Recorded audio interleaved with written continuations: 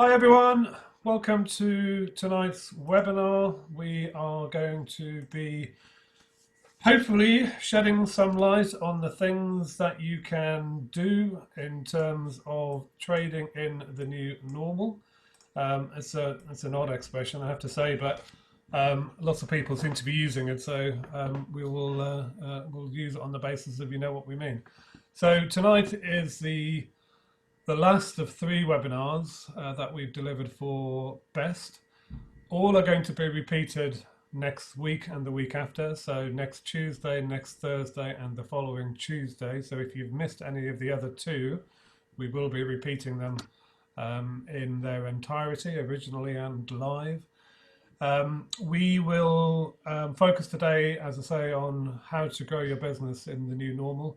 We've tried to put together a presentation that applies to everyone in terms of whatever stage you're at from in your recovery trading plan. So whether you've already been trading throughout, whether you've just started trading Monday this week, which is when all retail businesses were allowed to open, and for the big chunk of you who are still awaiting clear guidance and hoping to open on July the 4th, hopefully there's a lot in this presentation which is going to apply to you all.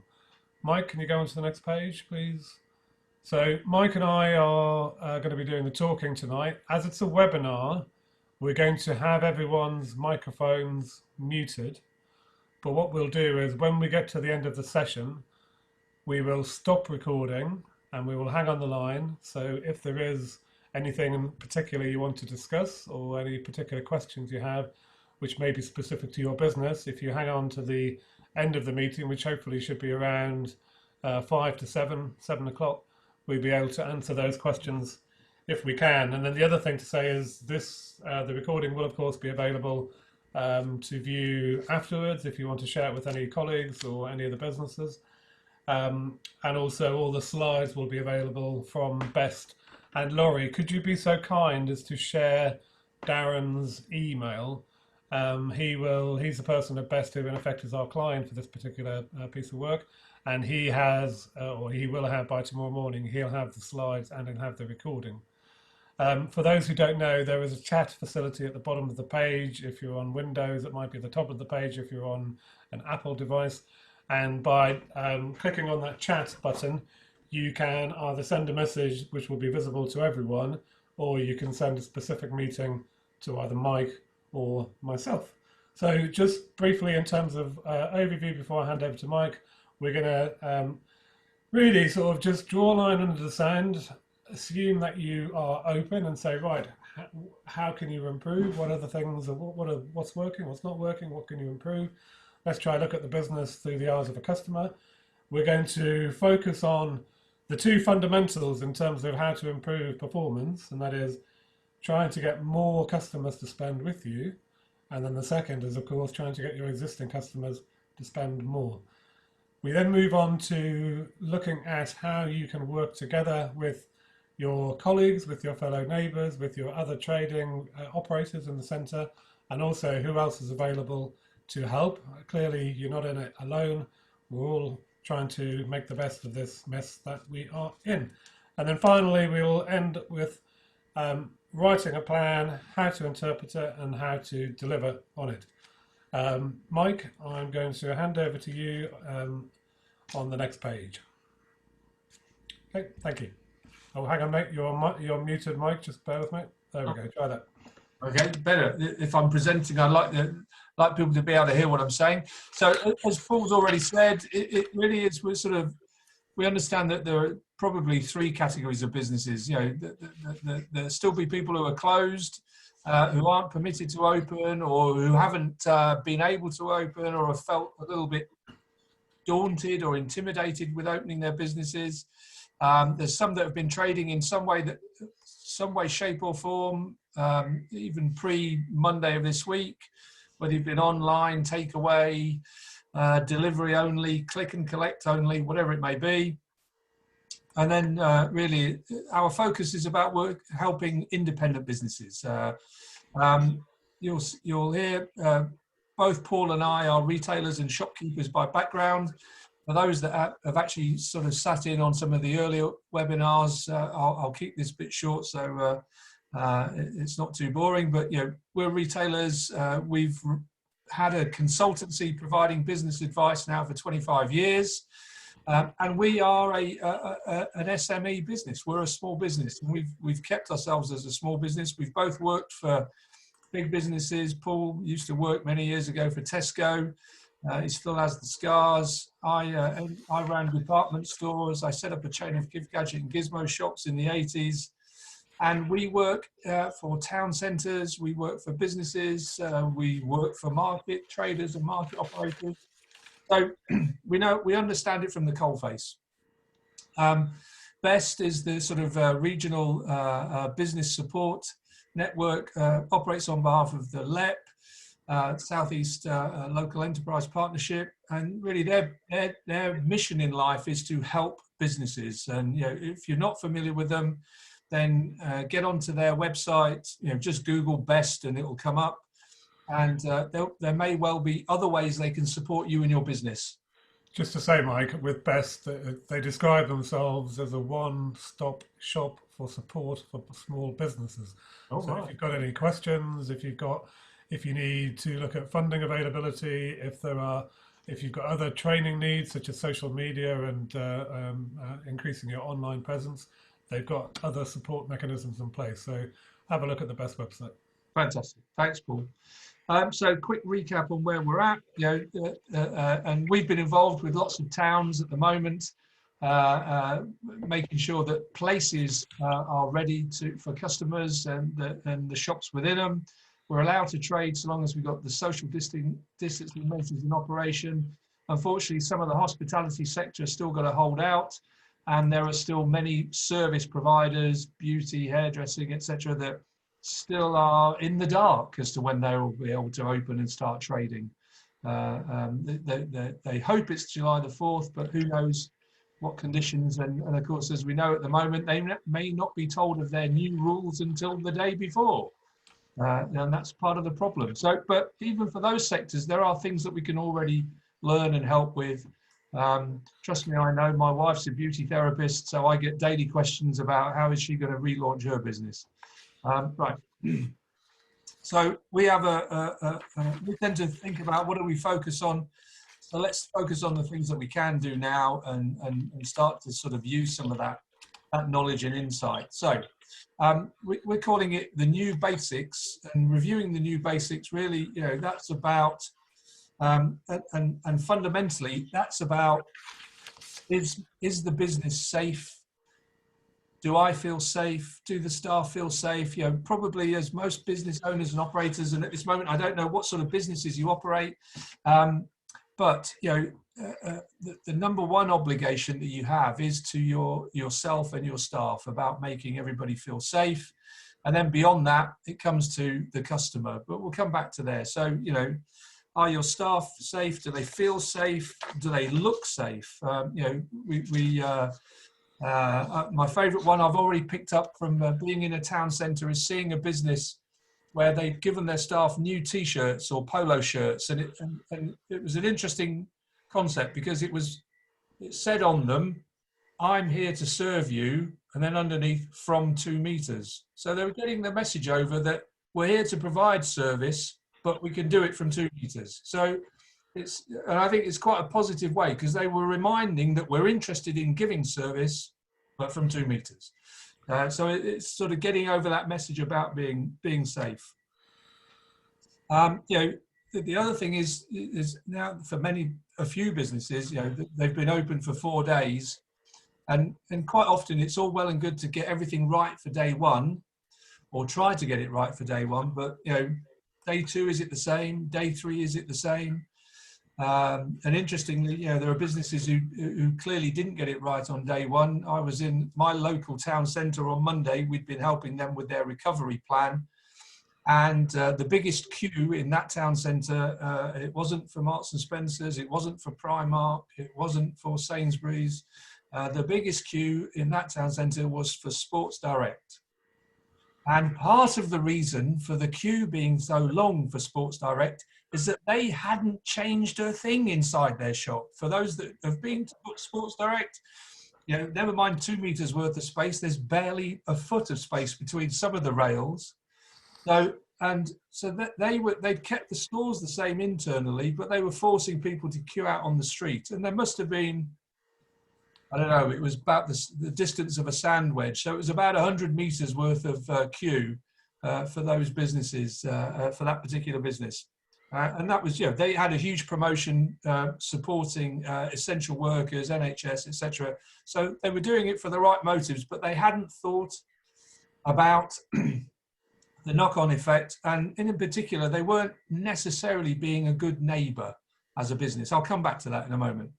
So from Laurie, I'm going to pinch the fact that from the Shenfield workshop that we delivered a couple of days ago, one of the businesses there actually had customers coming into their shop and telling her that they didn't feel particularly safe in other businesses. They were complimenting her on her safety and how she was presenting her business. And I think that in this new world that we're in at the moment, yeah, we for years, and you'll see it in a few minutes, we go on and on about this sort of simple strapline of making it easy for the customer to buy from you. As a business, you know, we all forget about making it easy for the customer.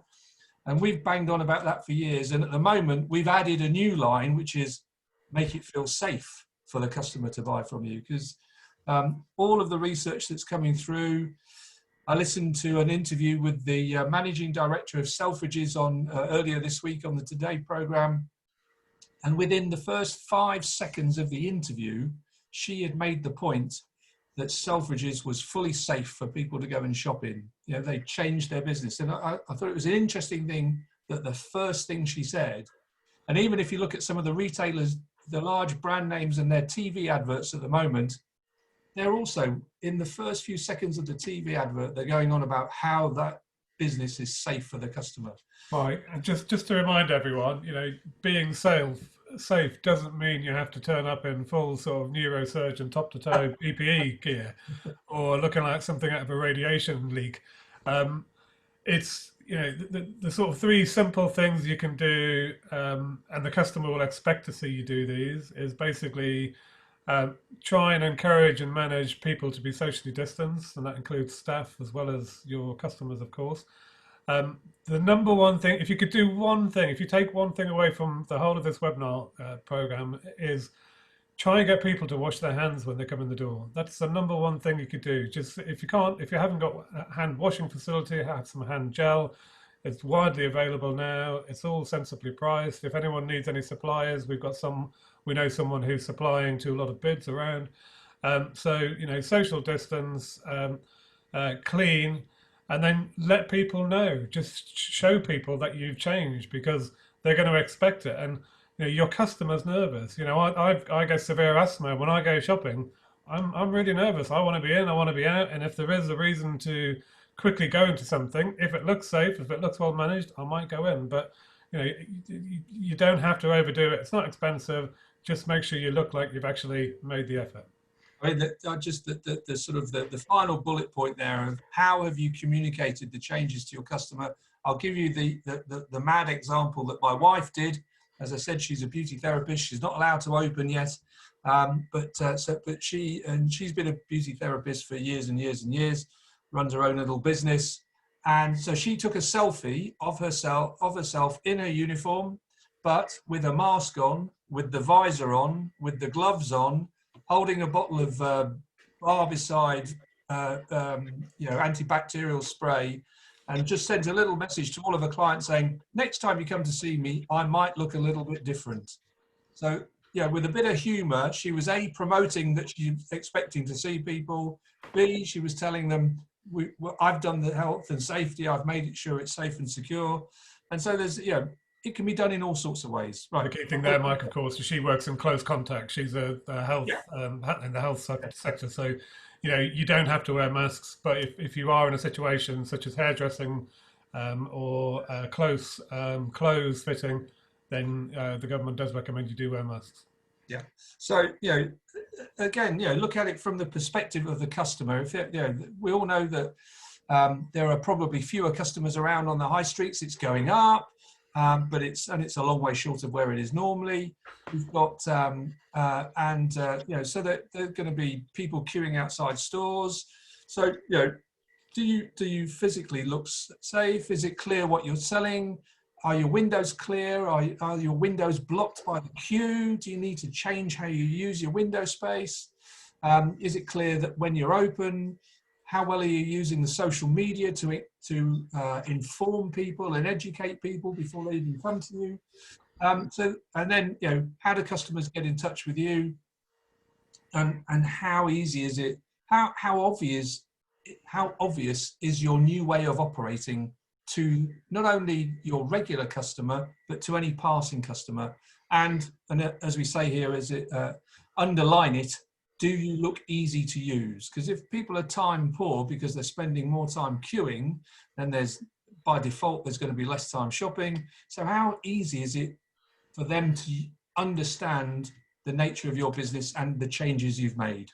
You might want to take into account the age profile of your customers. I was talking to the manager of a local Waitrose yesterday in Greenwich, and I said to him, he was outside managing the queue, and I said to him, how have you found your customers have changed? And he said, they haven't really changed, but what's changed is how seriously people are taking the virus. So he said people over 50 are taking it quite seriously, keeping the distance and, following the law, the line of the law. People who are 30 to 50 are sort of doing it where it suits them, and people under 30 just don't really give a monkey's. So again, if you typically serve an older customer base, obviously they will be more nervous than others. So take that into account when you're planning your business. I suppose, and I've moved on because Paul has naturally led me into the next topic, which is, we start to think about how do you encourage your existing customers to spend a little bit more with you. It comes back to this concept in retailing, and I use the word retailing loosely, and I know that some of you may not be town centre businesses, but almost in any business there are fundamentally two ways that you can increase your turnover. One is you get the existing people to spend more, and the other is you then attract new customers.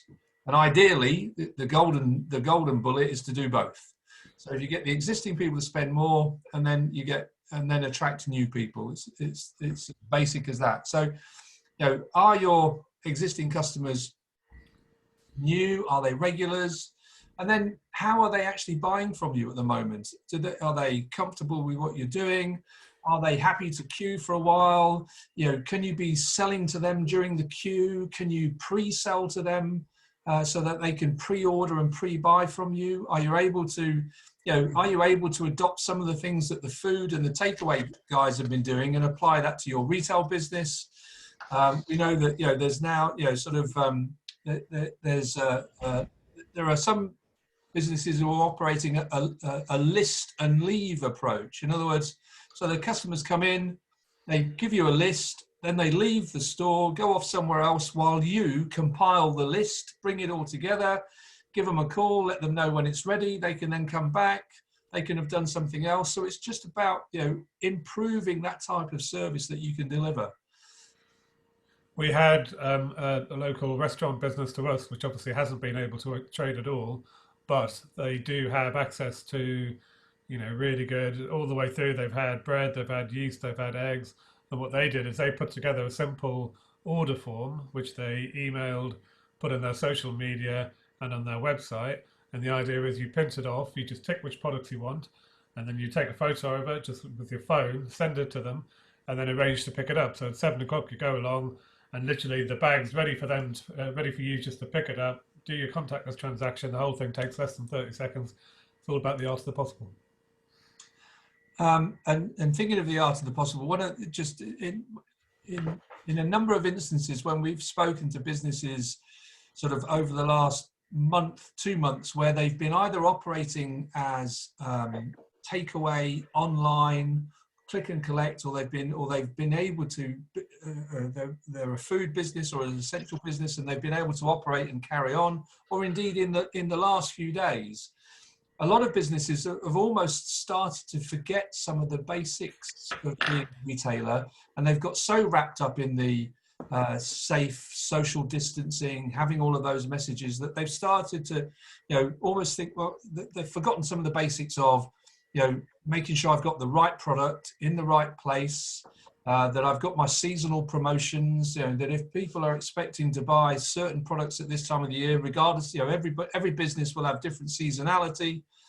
But if there are different things that, we had earlier today, we had a webinar where there was a cake maker, and, and she was saying, well, actually, yeah, that's a real good point. There are people buy different cakes in the summer to what they buy in the winter.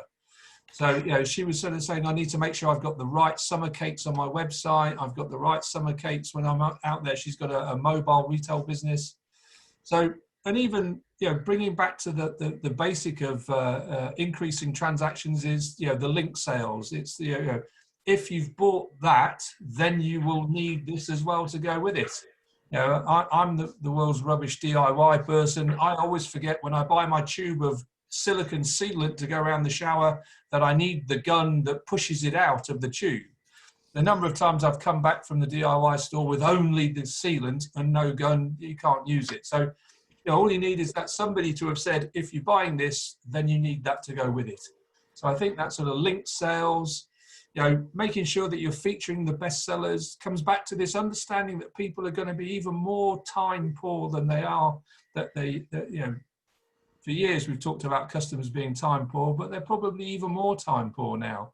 So make sure you're focusing on your best sellers, your key selling lines. Mike, don't forget to let people know in advance if that's the case. So we've got a really good independent food business near us, and what he does, which is fabulous, is he'll send out a tweet or an Instagram post a couple of days beforehand and say, just so you know, I'm getting fresh yeast back in on Saturday. And then he'll send it out again on Saturday. So regardless of, what sector you're in, if you can pre-notify people, if you can pre-let people know in advance and on the day, again, it just helps to sort of drive that average basket size up. Yeah, and we talk, the key thing is, we can all talk about promotions and implementing promotions within our business, but one of the, all too often we get hooked up into a promotion being, 30% off, 40% off, 50% off, half price, whatever it may be. But actually, to promote something, it doesn't have to give away margin. We can promote something because it's new. We can promote something because it's exclusive. It's made by us. Whatever it's about giving people a reason to choose to buy from you. So, and probably a bit of a sort of a wrap-up page here in terms of, if you're implementing promotions, are they working? And in terms of are they working, there's some fairly simple things in terms of are they working. Do people notice, and are they buying the product or the line or the service that you're trying to promote? Is the signage clear, both within the store if you've got people coming in? Is it clear outside? Is it clear online on your social media? And then, and I sort of, my favorite one is that it's the box down in the bottom left-hand corner. Who isn't buying from you? Who isn't buying from you? Who isn't buying from you now? And almost trying to understand why they aren't buying from you. If at this moment in time, if they've queued up to come into your store, if they've been brave enough to come into the town centre and they've come to you and they almost leave without buying something, then there's almost an indicator that you're doing something wrong. So, who isn't buying, and trying to understand why they aren't buying it. And if they're not buying because you're out of stock of it, then, you really are doing something wrong. So that's the bottom on the bottom right corner. If you've got the right stock or you haven't got the right stock. And on the delivery side and the operation side of the business, one of the things that we've seen from a number of businesses, that they're changing their orders into their business, so their deliveries and their stock coming in, so they're trying to reduce the number of deliveries and the frequency of delivery. So and also to make sure they're not out of stock of their best sellers, what they're doing is they're ordering more of those and having a bigger backup stock, and as a bigger cushion to come through. So it's just about reducing that contact time with other people.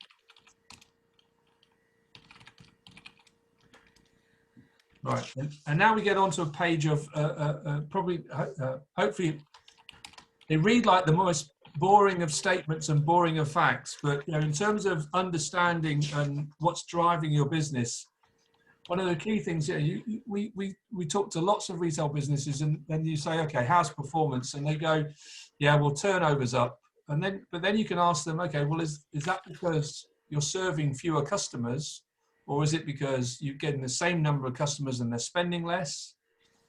And is it that you're getting fewer people at certain times of the day, or you're getting fewer people across the week? So there are some key variables that in any sort of retail business you should be looking to monitor in some way, shape, or form. And it's not quite often, it's not a case of writing them down and recording them or printing them out. But units per transaction is one way of talking about the basket size. And we worked for years for a shoe business, big international shoe business, and the sales director there, all he used to talk about was trying to get his units per transaction to be above 1. Because he said that meant that if he got his unit per transaction above 1, it meant that his staff was selling some sort of add-on to people when they were buying a pair of shoes. He said that's the secret to our success. And if the units per transaction got anywhere near 2 as an average, he was over the moon. That's when he started to offer bonuses to all the staff. It wasn't on the turnover, it was on the units per transaction. So, and the other point, again, at the moment, is the last one at the bottom of the page there, is when you think about bestsellers and you think about, don't just think about the value of those bestsellers, because sometimes, you can have a product that is, you can sell 50 of an item and it's £100, and great, that's great turnover, but you can sell 1,000 of something that's a £5, but that means that you've had 1,000 customers through the door. So, don't forget the low value items that you sell lots of. Mike, it might just be worth sharing with people, if anyone hasn't started trading yet, the sort of the general trend that's coming out from a lot of the retailers we've spoken to who've already opened so far is that footfall overall is down quite a lot in most places. Nowhere near what it used to be, albeit it's a lot busier this week than what it was last week, clearly from a low base. But what people are telling us is that the profile of their business is sort of perhaps coming slightly younger. They're not seeing some of the older customers, so perhaps there's a need to kind of more focus on getting your product to them in some way.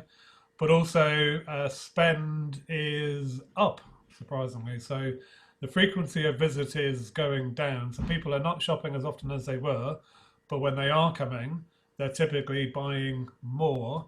One of the businesses I've been helping is a business which is a cobbler who also sells bags, sort of wheeled bags. And I said to him this week, I said, what's your biggest seller this week? He said, wheeled bags.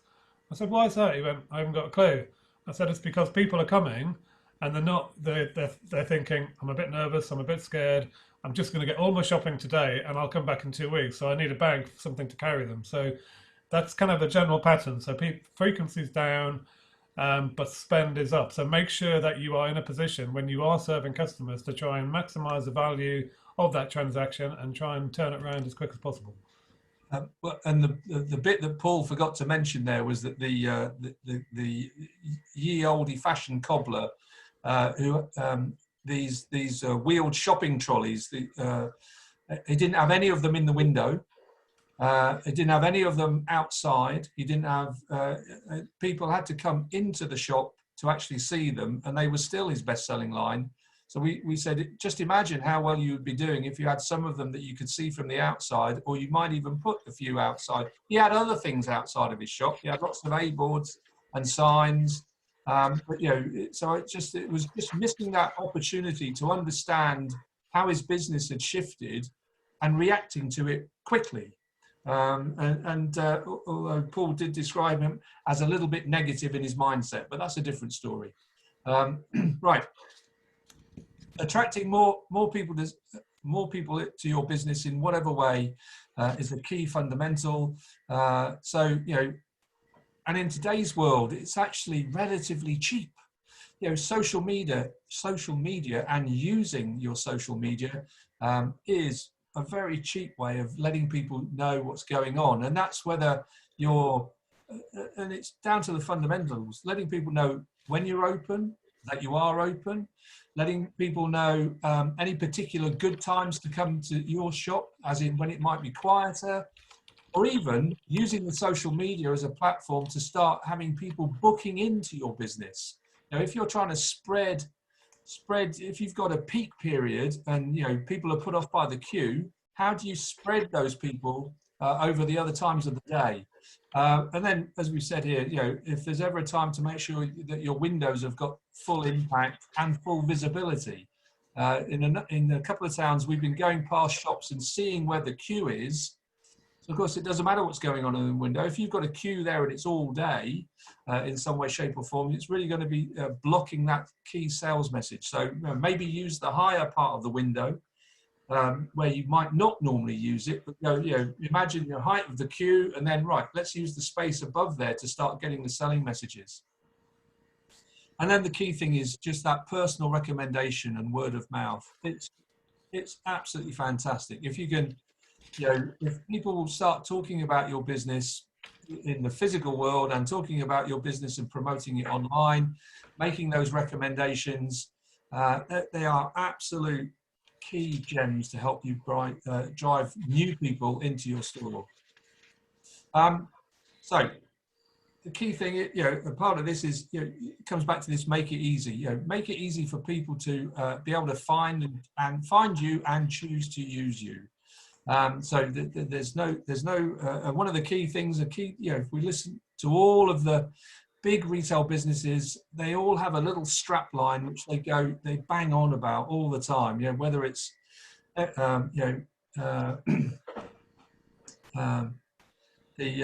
John Lewis, never knowingly undersold, right the way through to Tesco, every little helps, etc. They've all got all they're doing there is they've picked up on the key reason why the customer should choose to buy from you. And so one of the things that we often do is we spend time when we're working directly with businesses, we spend time, asking customers, why do you use this shop? Or even ask the owner of the business, why do people come to you? And, and we'll get, because we give great service, because we have fantastic product knowledge, because we have good pricing, we have exclusive products. Once you've got those nuggets of ammunition, they're the things that you then need to fire out on, whether it's messages in the store, messages online that says, these are the reasons why you should choose to come and use us.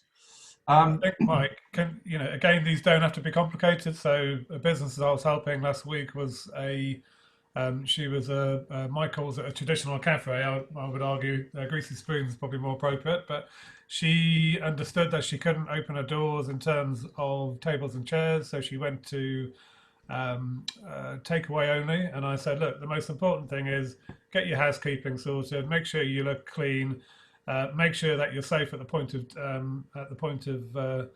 serving, and just understand that people are going to be quite nervous. People are going to be walking up and down this pedestrianised high street, and they're going to want to get in and they want to get out.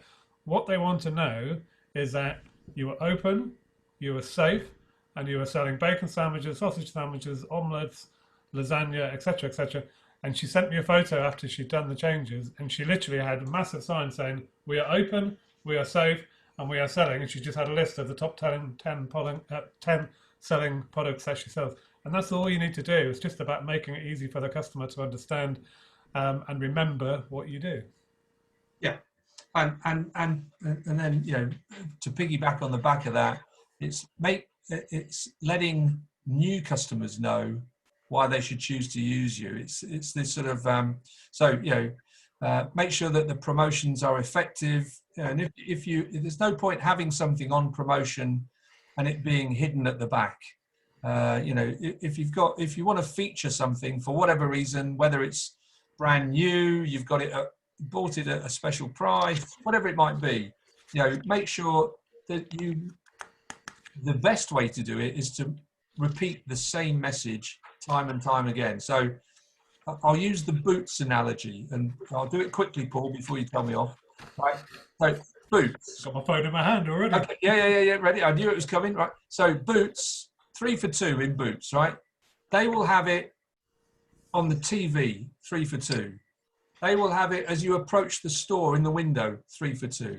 They will have it when you walk into the front of the store, 3 for 2. When you get to the hair care department, they will have 3 for 2. And even when you get to the till, Derek and Deirdre on the till will say to you, you can have that 3 for 2. They have 5 attempts to get that marketing message across to you. That's why it works, right? So do the same. McDonald's, they have exactly the same with Happy Meals, whatever it might be. All of these people have this same 5 golden steps to implement an effective promotion. Do the same and you'll get the maximum return from all your money on promotions. Right, so, as you can see, we've probably got too many things to cover in one short webinar, but we'll give it a go. Mike, do you want me to take over for a bit? You can catch your breath.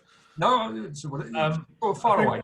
The key here is there's lots of support out there, so it's not a case of you having to sort of fight the world and go into the brave new world by yourself. You know, your neighbours are going to be in a similar position. There may be some local retail associations or food associations, or you might even be able to create an informal one. Local authorities, Laurie's doing some fantastic work in terms of bringing retailers and operators together, helping where she can, bringing in, helping people to help themselves. So, don't just think you're in it by yourselves.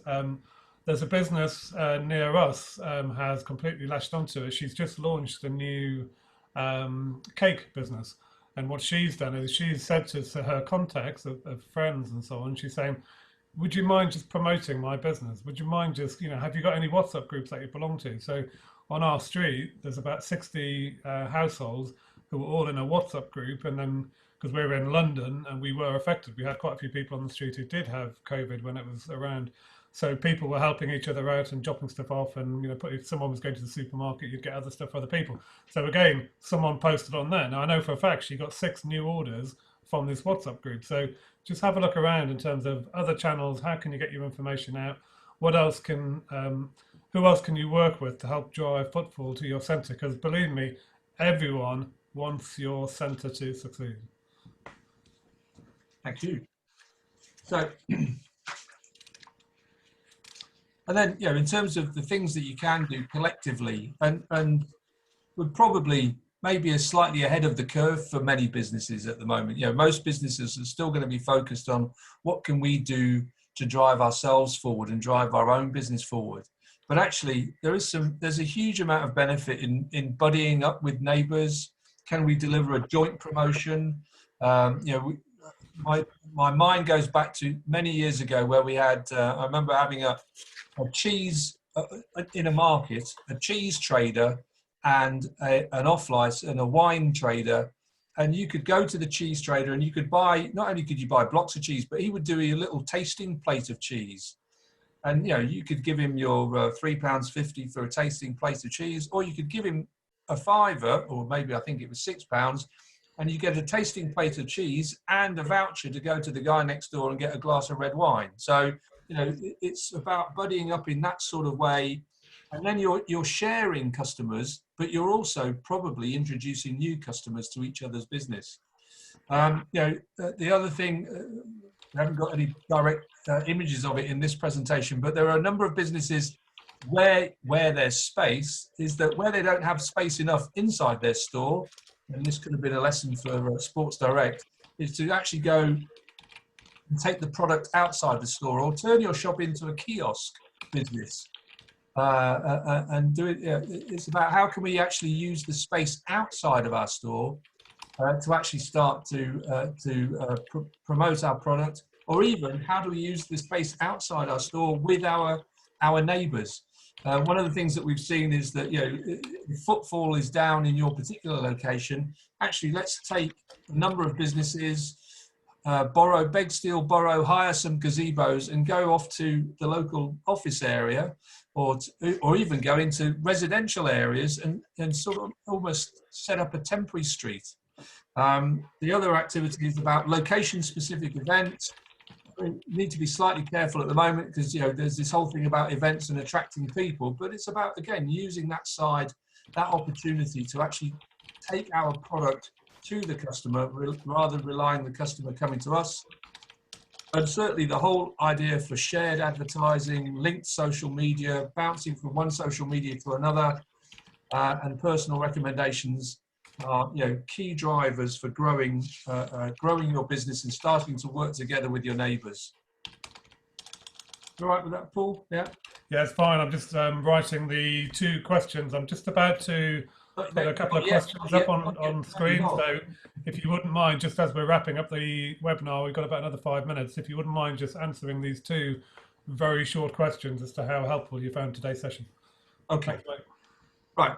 And without the plug for the feedback. So just thinking about, we talk about creating a plan, and actually in webinar 2, so if you've missed webinar 2, then you'll have to wait till next week to see webinar 2. We have quite a discussion about setting out and developing a plan and thinking about what it is. But one of the key things for any plan, and this doesn't have to be the sort of plan that you. I'm not meant to answer this, right? If you say it's not helpful or not at all helpful, I won't be happy. Okay, yeah, I'll shoot myself. Right, okay, all right, I'll give myself full. I can't get rid of it without answering. So. Just move it with your right. mouse. It's all mine, right? So, but the key thing is to actually start to identify what do you see as success, you know, and not just is success is a particular turnover target, but is it number of customers? Is it the number of people that look at your website? Is it the social media contact? Is it about the number of pre-orders? Is it about the average length of my queue, or the speed of transaction? There are all sorts of different measures that you underpin that sales target, and the more of those measures that you can identify that are relevant to your business, the better it will be for you and your business. So set out, what is success? What does success look like? And then use that to drive your particular targets for your own plan. And this isn't the business plan that you take to the bank to ask for money. This is your plan to help you operate effectively. They're quite different things. Implementing it is just the first step. Once you've implemented any of it or all of it, then it's on to how do you monitor it? How do you take it forward? Has the customer noticed? Have you asked them for any feedback? One of the best things to do is to ask customers to see what they think to what you've done. How do they think to your improvements? Are they finding it easy to use? But, all of that feedback will give you a great deal of insight on the things that you might need to improve. The other way is to ask your neighbours and your maybe not your competitors, but your neighbours. What do they think of what you've done? Maybe not your competitors. Yeah, don't invite them in for comments. Keep them well away. But the neighbours, they will notice what you've done and ask them for observations, and don't be too bashful to do the same back to them. The last thing is don't try and do everything all at the same time. That is a recipe for disaster. The key thing is that your business, if it was up and trading before, if you've been trading for a while, you'll have been successful in some way, shape or form, otherwise you still wouldn't be here. And so there are many, many reasons to be positive about trading into the future. Keep that sort of strap line about how do I make it easy? How do I make it easy for the customer? How do I make it easy for them to choose to buy from me? How do I make it easy for them to find what they want to buy, to understand what we are promoting? How do I make it easy for them to feel safe and secure? It's a key strap line that you can use throughout any level of your business. Now my mouse is frozen. Oh, here we go. We're a consultant. We're an advice business. We love checklists. It's a key part of what we do. We have to have a good checklist. But actually, the best checklists are the ones that you create yourself. Interestingly, we call this a performance checklist, but it isn't just about my turnover. This is, you know, does my business look safe? Yes, or indeed, how safe does my business look? You know, give yourself a score on a scale of 1 to 5. If it isn't 5, then it isn't safe enough. You know, have I got all my COVID ready signage? Have I done my risk assessment? Is the sign up and visible? I think legally, if you employ a certain number of people, you have to have the risk assessment visible. Is that right, Paul? No, if you employ 4 or less people, you need to do the risk assessment, but you don't have to write it down. If you employ 5 or more, you need to do the new COVID risk assessment and you need to write it down, but you don't necessarily have to publish it. Either way, once you've done your risk assessment, put your new COVID ready sign up on the door. It's something that we're already noticing lots of people are using. So if you want to look as if you're sort of, you've got the official stamp of approval, do your risk assessment and then get it up on your window or your website or whatever type of business you've got. Yeah, and then, you know, in terms of the key things to look to monitor, you know, we've touched on a number of these. You know, one, if you've got promotions, are they clear and visible? Is it clear where I want people to queue? Is it clear that the maximum number of people I'm allowed in the shop? Do I even have a sign saying how many people should be in my queue? Is it clear where the queue stops and starts? I'm on Monday. I've been asked in one town to go and have a word with the manager of McDonald's because he's failing to manage his queue, and they're worried about it. So that's a new thing. I would never have on my CV as queue manager. Anyway, you made it, mate. I know. Success is in life. Queue manager for McDonald's and Crawley. Are my staff visible? Are they available? Are they safe? Have I briefed them? Are we fully lined up on what stock we've got? Have we got enough of the right stock? Is my next promotion lined up? You know, have I started to think about so? And a lot of these are absolute Janet and John basic retail principles, and we mention them because in many instances people are starting to forget them and move away, and they're being distracted and focused in all of these other areas. One last point on that page. Am I prepared for more footfall and more customers? Because over the next, might not be this Saturday, but over the next week or so, more people will start to come back into town centres. More people will be visiting district centres. So whilst I might be coping all right now, is my structure, is my plan good enough to cope for more people when it starts to lift? Here we go, Paul. Brilliant, thanks. Do you want me to wrap it up? Yeah. Okay, we have gone over quite a lot of information over today and the previous 2 webinars. It will be available. Have a look on the chat. Darren Moss at Best has those bits of information available to relook at.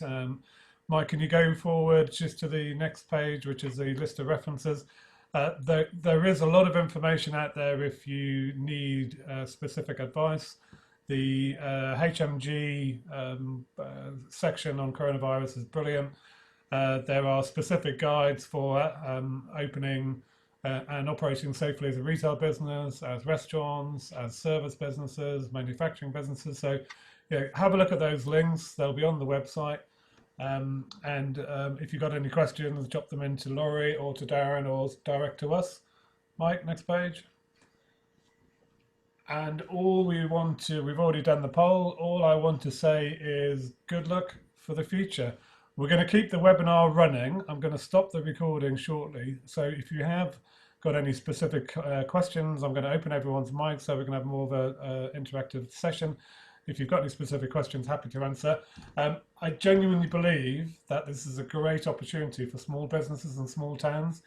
A lot of people are nervous. A lot of people are nervous seeing lots of people in queues. The experience Mike and I have had this week in terms of big centres is there are lots of people, lots of queues, and that makes people even more nervous. So if you can show your customers that you're easy to buy from, you're safe to buy from, and you are providing a strong local business, it's a fantastic opportunity. So good luck to the future. If you want to join us next week, please feel free. Otherwise, I'm going to stop the recording. Thank you for joining us.